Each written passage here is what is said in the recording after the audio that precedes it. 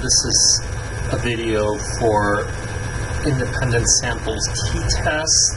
And in this particular video, we're going to look at an exercise from a textbook. I'll go ahead and read this one for you, and I'll provide all the information necessary so that we can complete this exercise. And, well, let's see. Here's what we're given.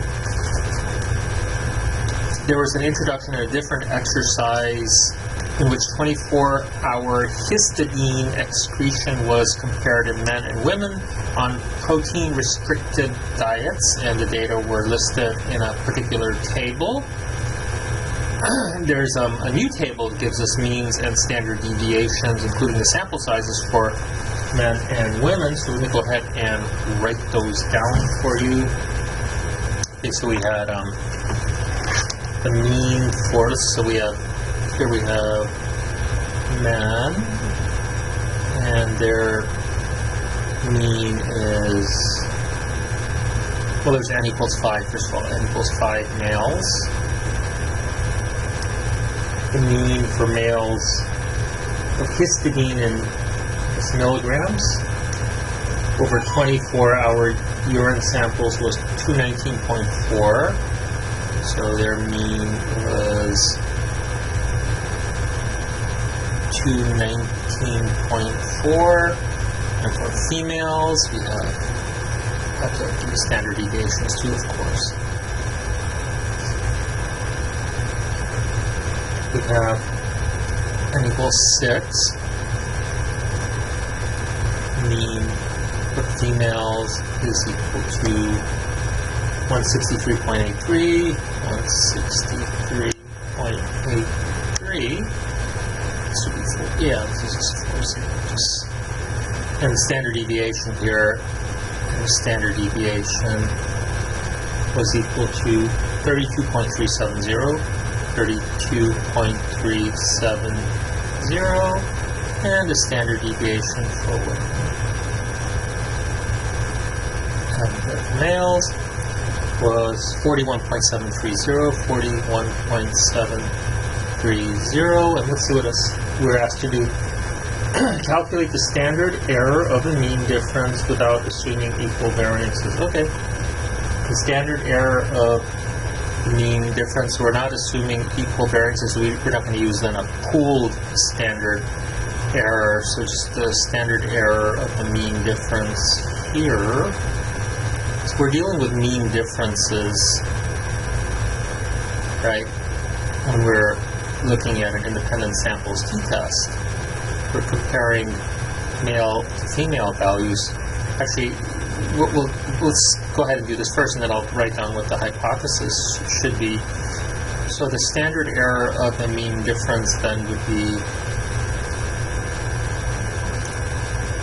square root of, we have the variance for the first group, right?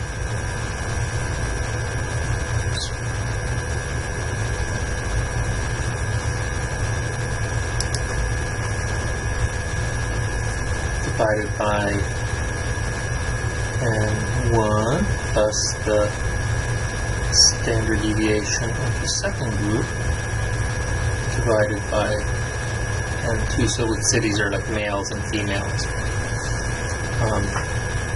Okay, so we know what the standard deviation for male, let's say 1 is equal to males. This is males, this is females. Okay, so this would equal then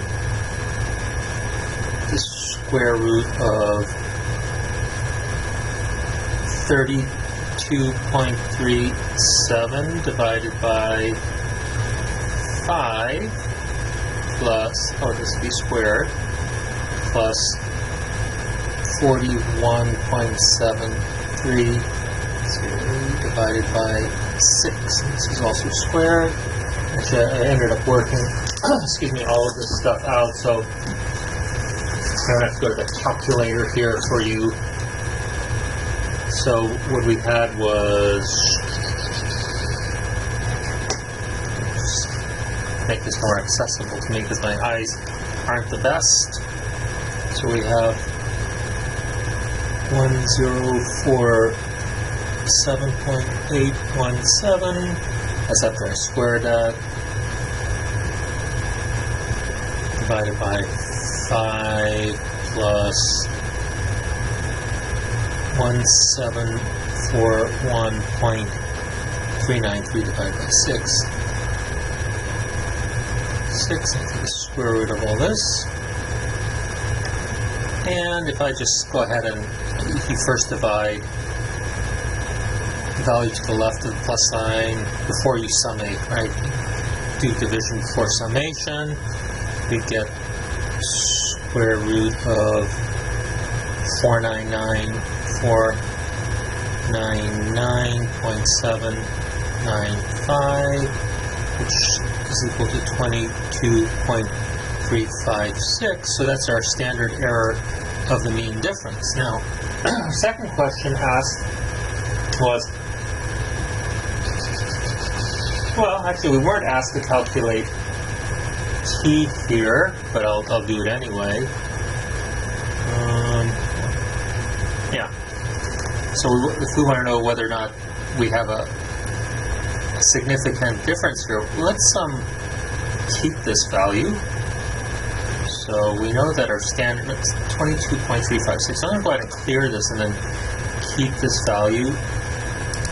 So we know that the standard error of the mean difference, male minus female, is equal to 22.356. 22.356. Not assuming equal variances. If we had assumed equal variances, we'd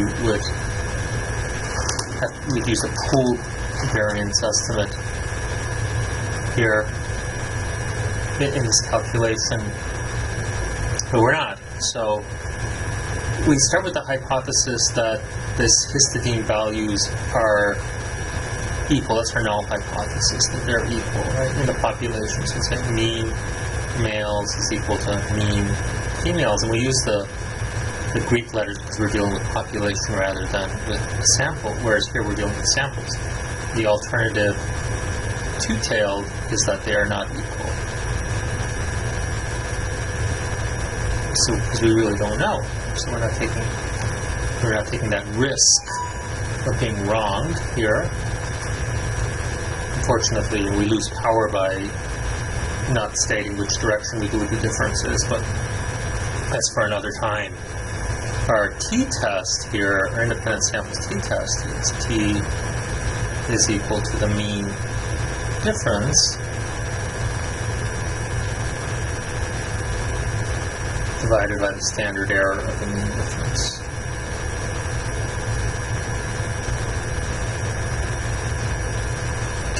Alright, so what we have here, we had our means, I wrote those down earlier.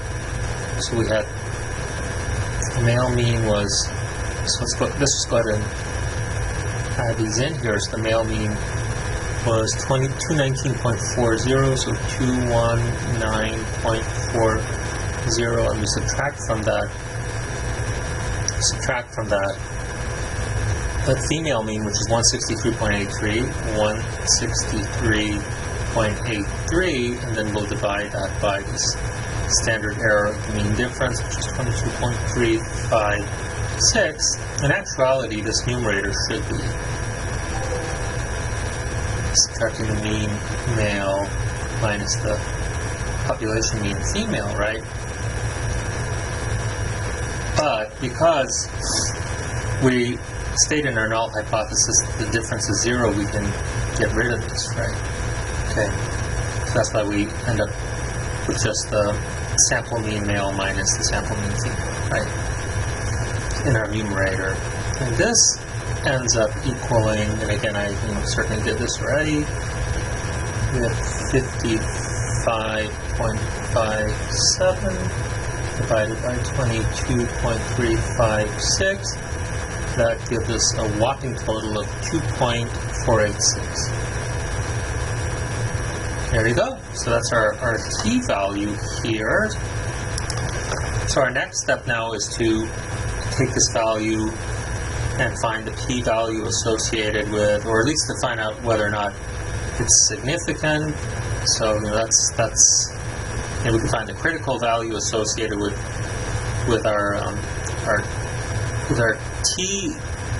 the t-test given our degrees of freedom. So we need to know what our degrees of freedom are. So what we're going to use then is this Welch's method, because we're not assuming quality of variance. We're calculating the degrees of freedom. Now, you could also, the textbook that I'm using states that we can use more conservative method, taking the lesser of the 2 degrees of freedom from the 2 groups. So if you use this conservative method, the degrees of freedom for the first group, one group had 5 individuals and the other group had 6 individuals. So degrees of freedom for males would equal 5 minus 1, which is equal to 4, and degrees of freedom for females would equal 6 minus 1, which is equal to 5, and the lesser of the 2 is 4. We could just use that. But that seems like a cop-out to me. And I understand why it's done, because the formula for the Welch's degrees of freedom is kind of hideous looking, but let's just do it anyway, because you want to be right, don't you? So, now, in reality, you'll probably be using the computer for this anyway, and let the computer do it for you, so you're not going to have to worry about this. Now, I like Welch's grape juice, so I like this formula. It makes me think of Welch's grape juice. Drink it every day, actually. Standard. So we'll take the standard error for one group, like for this case would be the males, and square that, plus the standard error for the females. You could, whatever group you have, and square that, and then we square this whole thing right here, and we divide that by, and you can see why people don't want to do this standard error for the males, to the 4th power, plus standard error for females to the 4th power. We divide each of these by their degrees of freedom, and 1 minus 1, right, and 2 minus 1. Okay, so that's a pretty intimidating looking formula, so you need the standard error. You need a standard error for each of these. So the standard error for the males is equal to it's always going to be equal to the standard deviation divided by the square root of the sample size. So we're going to have the standard deviation for males divided by the square root of the n for males. And we have a standard deviation. I hope I said standard deviation, the numerator. Standard deviation for males is 32.370. So this is 32.37 divided by the square root of male sample size, which is the square root of 5. Square root of 5, which is equal to 32.37 divided by 2.336. I'm not going to waste your time doing those calculations. And this is just equal to 13.857, 13.857, right? We do the same thing for the female sample. This is the mean male. A lot of little, subscripts here. Female, which is equal to the, so in this case, you know that it's going to be the standard deviation female divided by the square root of n female. So in this case, the standard deviation for females was 41.730, 41.73 divided by we have the square root of 6, right? Square root of 6, and then if we work this all out, it's going to be 17.04. So we have components now that we need, right? So we're going to add this in here, right? And in here, this female value in here and in here. So that's why this formula looks ugly for a lot of individuals. So let's go ahead and work this out. So here this page again. Let's continue. So I'm going to just fill out the formula and then I'll just calculate it, because I think it's kind of in my view, it's a little bit of a, it's a little wasteful to do this all when you can do this yourself. But let's go ahead and use a formula again, so that df Welch, make me really thirsty every time I say Welch, that grape juice thing, square standard error of the mean for the first group plus the standard error of the mean for the second group, and each of these is squared, and their sum total is also squared, and we divide by standard error for the first group to the fourth power plus the standard error of the second group, 2, this is 1, also raised to the fourth power. Divide each of these, and 1 minus 1, and 2 minus 1. And in this case, that just equals, I have all these written down here, 13.8557 squared plus 17.04 squared. And this is squared itself. This is divided by 13.857 to the fourth power plus 17.04 raised to the fourth power, and this is n minus 1. And remember, n is 5 for male, so this is 4. And n is 6 for female, so this is 5. And this will give us a total of what. So we have to work each of these out, right? So when we do this, we actually, there's part of it that I didn't work on, so I'm just gonna break my rule here and I'll just do this anyway. Darn it, you can't get away with doing stuff that you want to do. Well, I can give you this numerator here. It's 2, 3, 2, 6, 8, 8.149, right? So this means I had already squared the first and the second, right? Standard error. So now I have to do the same down here. So when I squared, well, in this case I have to actually take it to the fourth power. And what I get was 3, 6, 8, 7, 0.32 divided by 4 plus, where should I put that? Oh, 0.31. 36870.32, right? And then here we got 84309.86. 86 divided by 5. That's a lot of stuff, right? So let's just finish this up here. We got 2, 3, 2, 6, 8, 8.15. Put that in here. So now we've got these last things here, which are kind of like these ratios that are kind of large. So 3, 6, 8. Make sure you got that right. 70.32 divided by 4. There you go.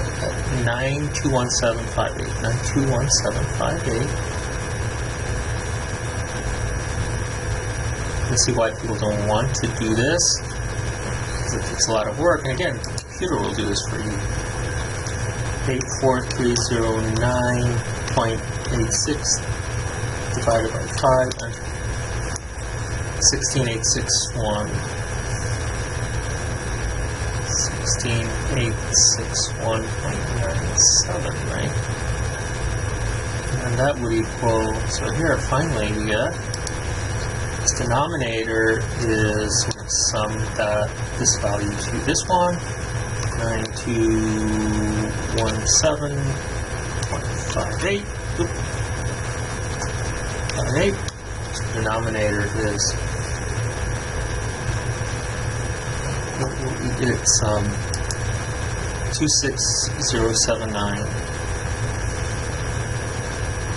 26079.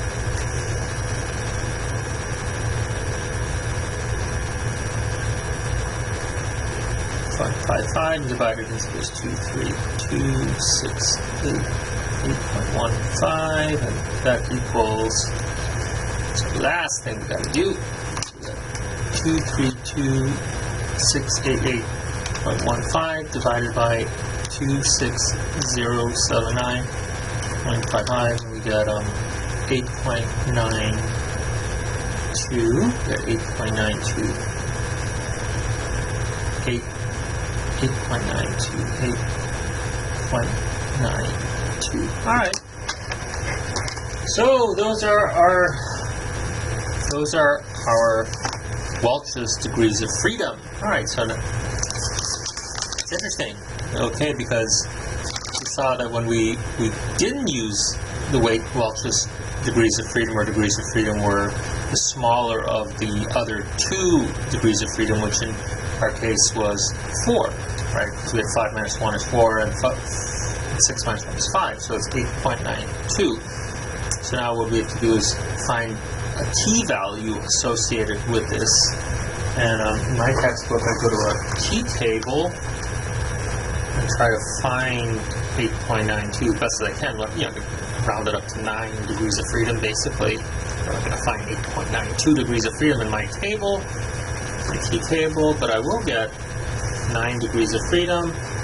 And we are doing a two-tailed test because we didn't hypothesize the direction of the relation, right?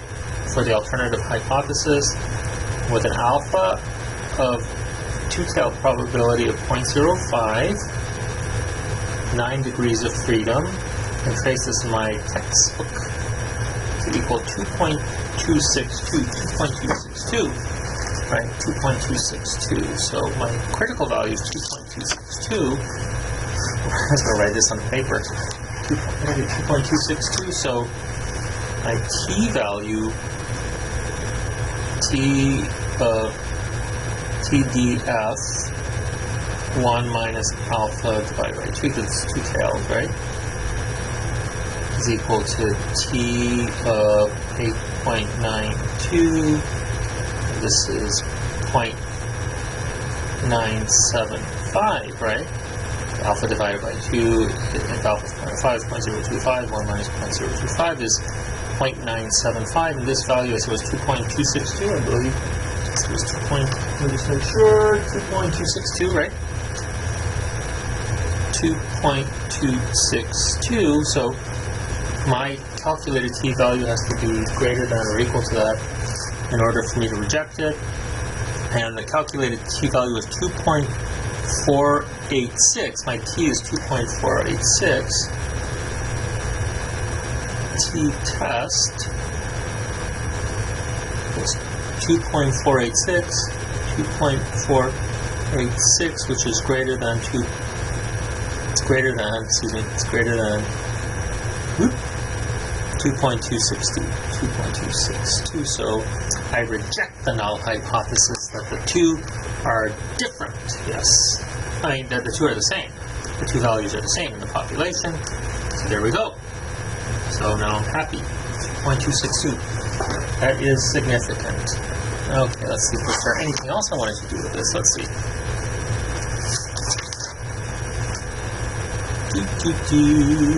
Alright, so let's do a 95% confidence interval. Okay, let's do that. This problem also asks for a 95% confidence interval. Okay. Alright, so let's do that. So we had calculated our standard error of the mean difference to be 22.356. So let's write that down again. So your standard error of the mean difference, males and females,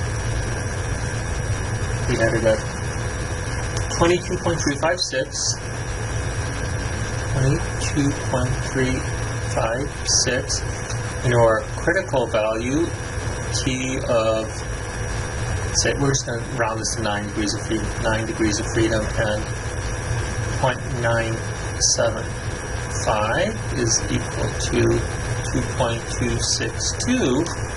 Okay, our mean difference that we calculated, if you recall, our mean difference, mean females was equal to 55.57. 55.57. So we want a 95% confidence interval around this mean difference. And the formula for the confidence interval is the mean difference, right?